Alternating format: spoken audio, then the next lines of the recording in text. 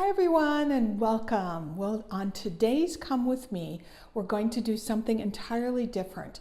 We're going to go to East Cambridge, Boston, to see a 1800s brownstone that has been renovated and updated for today's standards. It's a little bit different, I know. It's actually a real estate offering, but I thought it was really cool to see what the next chapter of a house is all about. Because just like us, houses have a multitude of chapters, as do we. So come on with me, let's go. Okay, we are in East Cambridge and we're not that far from Kendall Square, just to give you an idea. Show you some of these front doors. These are brownstones, and these brownstones were built for the wealthier people. This whole area, isn't that mailbox something? Don't you love that? I think that's so precious.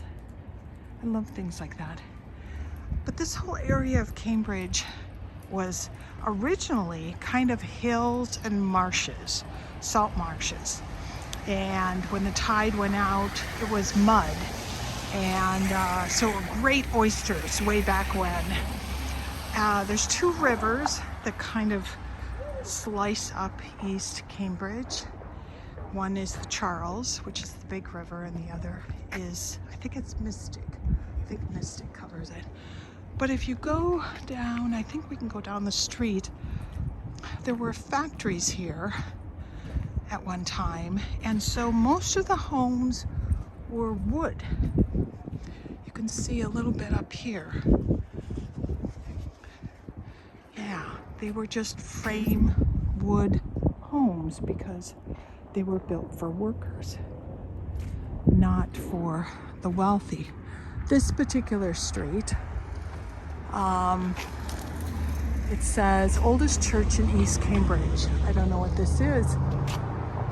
It's a Catholic church, 1940, but it was built in 1827. That gives you an idea of the age of this. You know, not that much older than America is, right? So some of these wood-framed homes didn't survive. They just, you know, they were never built to be really well-made. You can see a few down here, well-made, strong homes. But this particular area is where you lived if you had money. And it's very close to downtown Boston, financial district. Okay, this is absolutely choice. Have to see it, right? These substantial houses on 3rd Street were built for wealthy owners, giving the street its popular name. I think that's so funny, rather pretentious.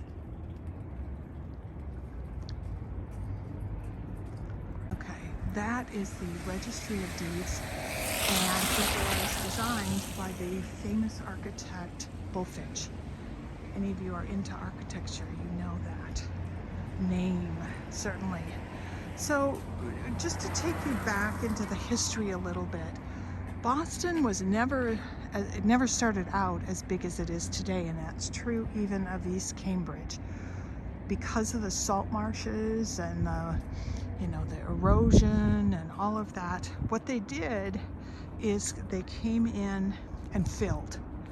So most of, well, in fact, where I live, most of Boston today, other than the top of Beacon Hill and parts of the financial district, are built on fill.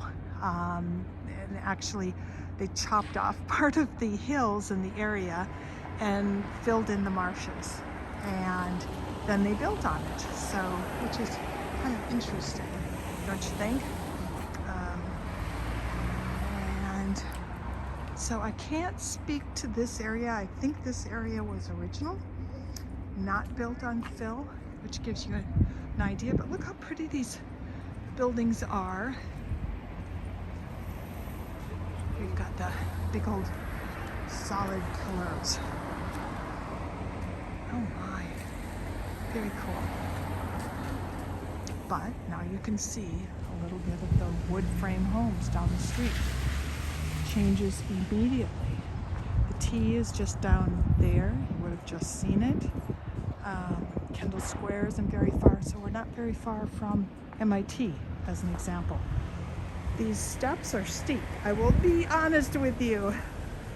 They're a hike up. So let's head in. I want you to see this. Inside, I'll show you what this looks like, but all brownstones have these doors down below because often that was where groceries were delivered because the kitchens were in the basement. So let's go on up and see.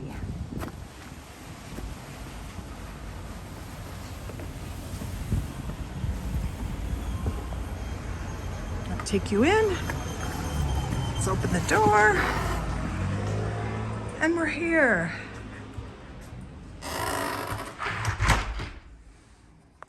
Okay, we are now in the brownstone.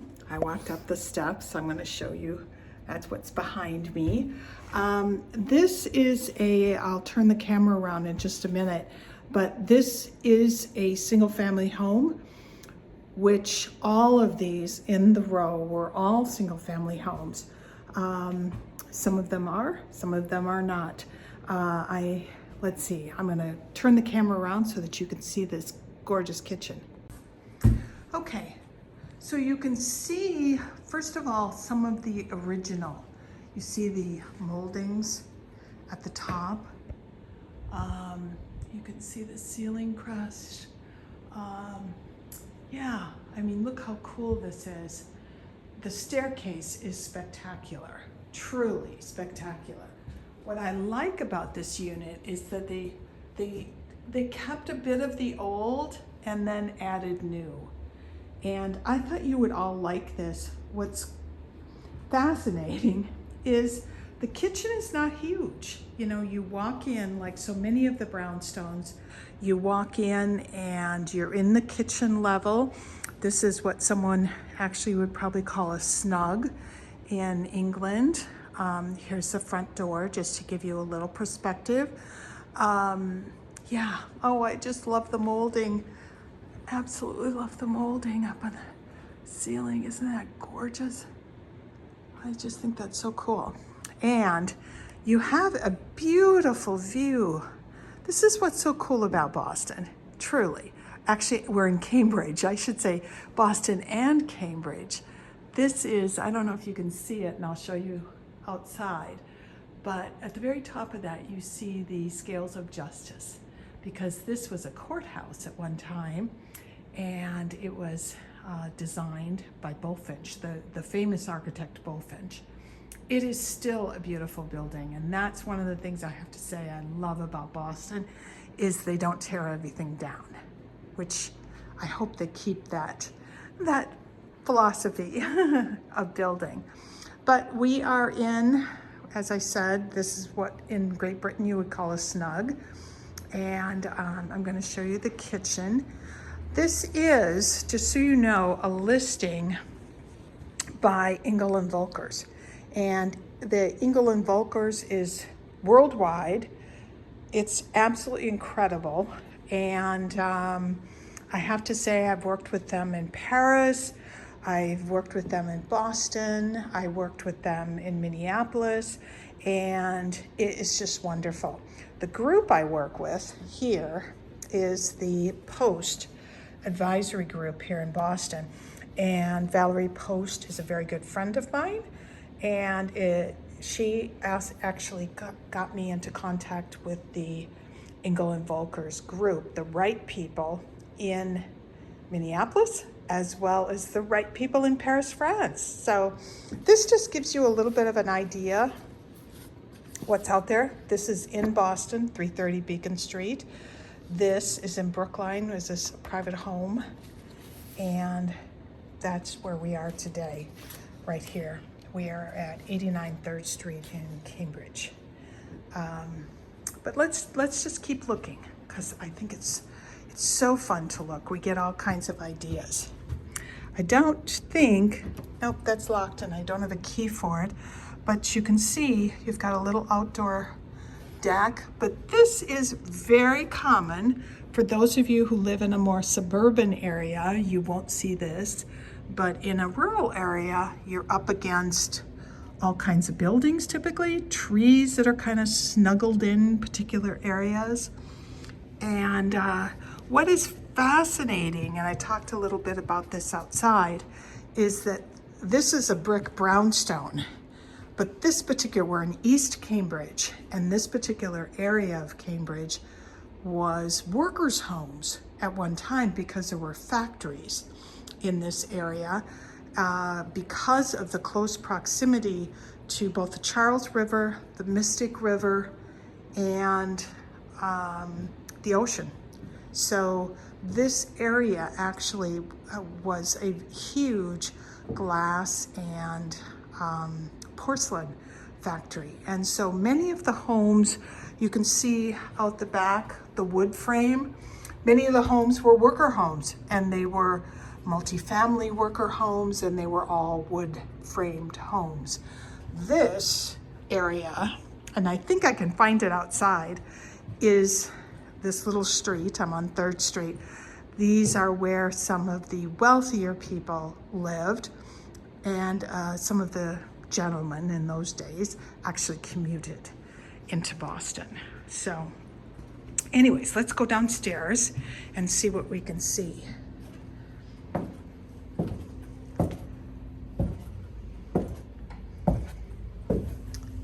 Oh, so you have, and this is typical. So the front steps, remember how steep the steps were? These are the steps. And then, so you have an entrance over on the side. And this is very typical of a brownstone, whether it's a brownstone in New York or a brownstone in Boston, or in this case, a brownstone in Cambridge. What's cool about this is the ceilings are actually pretty high. I would say they're at least 8, if not more. We've got a bedroom. We've got the street outside, beautiful closets, as you can see. No molding down here because historically, this is where the kitchen was. Kitchens were always down in the basements. And in this particular case, they turned it into a little bit of a rec area. But you know, you talk about making beautiful use of space. They did a whole outdoor garden, which I think is just lovely. You could maybe park a little car there. So in Cambridge and Boston, in very, how do I say it, city areas, they tend to get creative about parking. So this is a beautiful bathroom, absolutely beautiful bathroom, and it has a window, which is incredible, right? Absolutely incredible. But this was originally, I would imagine, when this was built, which was right at probably around 1860, the kitchen was down here. And then you had, you know, where the food was brought in, the cold storage, that sort of thing. Okay, now we're going to go upstairs. I would imagine, gosh, look at the woodwork. You could tell I love all these architectural details. You see the little booties. But that is probably a replaced front door, but the actual design of the door is probably what it was originally, which is great. But the banister is the original. And we'll see as we go upstairs, because look at this. Isn't that something? I don't know what that's called. You tell me, people. But you can see that the staircase is rather steep, which is common if you're in Beacon Hill, if you're in Back Bay to some extent, or in this case, East Cambridge. So, oh my gosh, now, this was the parlor level. This is where people entertained. And when people entertained, they wanted to impress. So you can see how tall it is. All of the moldings, crown moldings, have been removed, which is unfortunate. Got a little Juliet balcony. Look at that sweet gate down there that goes into the next yard. Very cute.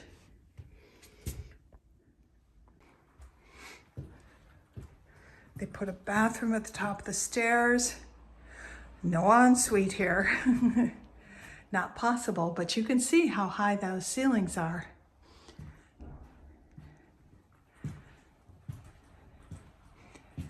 Got another bath or bedroom on this floor.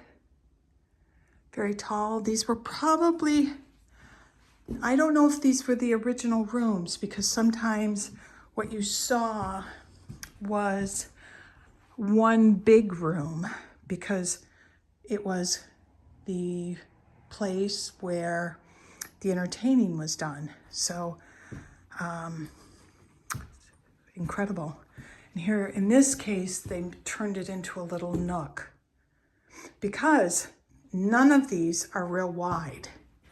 None of these. That's quite an electrical component out there, isn't there? But look at that.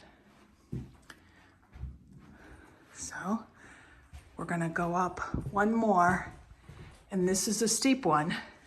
I'll try to hang on so I can take you up here. Just to give you a perspective, it's tight, and you've got a skylight way at the top. But if any of you are builders or designers, you know that you can't mess with staircases. Otherwise, you have to make them to code. Now, you can see the ceilings dropped because you are now on what was, the third floor in Paris or the second floor in America. And I think this would be the third floor in Great Britain also. But they have made this an owner's suite up on the third floor. There's the building that I think is so pretty. See all the brick sidewalks? Now, I'm gonna peek out the window because you see some new builds, and unfortunately, that is what has happened in East Cambridge and many other parts of the country. We tear things down and build tall. So this is the owner's suite. This was probably several bedrooms at one time. How beautiful. This is just beautiful. Gorgeous shower. Look at how they made the windows part of the architecture. I love how they brought the tile all the way up. It's gorgeous because they're big sheets of tile. Isn't that cool? And it works especially well when you have a funny ceiling. Very interesting. And then, just so you know, they capped the end with stainless. Beautiful.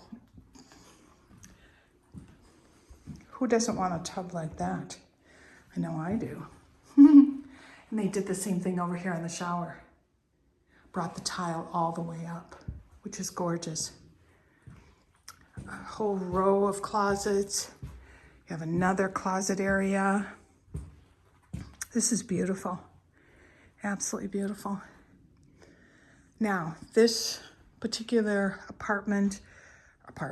home is staged, but what you see often up in the owner's suite, because the staircase is so steep, is a whole coffee making area, which makes perfect sense, doesn't it?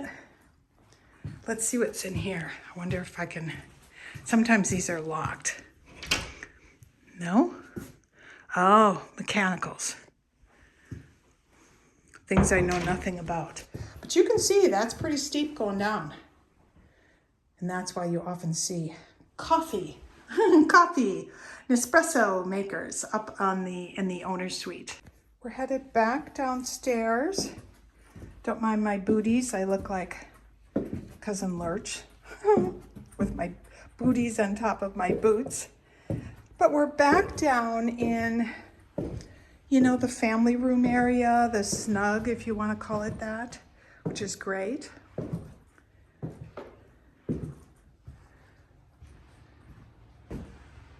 In terms of the area, I mentioned will mention the industry that was in this particular area. And there were glass makers and porcelain, you know, dish and glass makers in this particular area because of the close proximity to water. And that brought in a whole lot of immigrants that understood the glass industry. And then also you're close to two rivers and you're close to the ocean so that you could ferry or transport goods out and about, which I think is really interesting. But also I wanted to share that one of the other companies that came into this area primarily because they need water was meatpacking.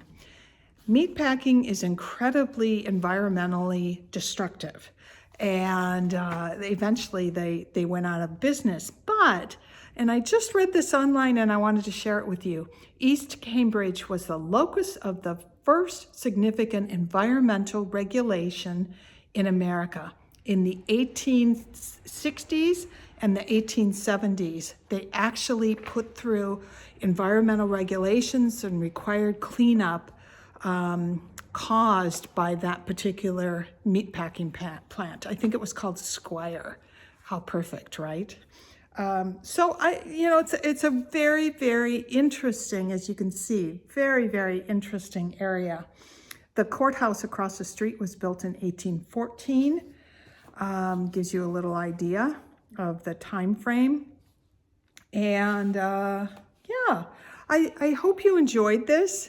I'm all wrapped up because it's cold in here and it's a cold day in Boston. But I hope you enjoyed this. I think it's fun to see what people do with different kinds of spaces and homes that retain a bit of the old, but they bring in some of the new. And to some extent, that's what our next chapters are all about, right? We bring with us everything we've experienced and then welcome in whatever is coming our way. And, if you liked this, let me know. If you want more, check out my book, which is Design Your Fabulous Next Chapter, because life is just a series of chapters, not unlike this house. This house, I'm going to turn the camera around, but this house has gone through many, many chapters, right? Chapters and families, and we are like this house. And so I hope that you continue to enjoy taking a look at some of these homes. If you are interested in buying or selling, I cannot recommend enough Engel & Volkers, especially the Post team here in Boston that let me come in and see this beautiful home. So take care, everyone. A biento.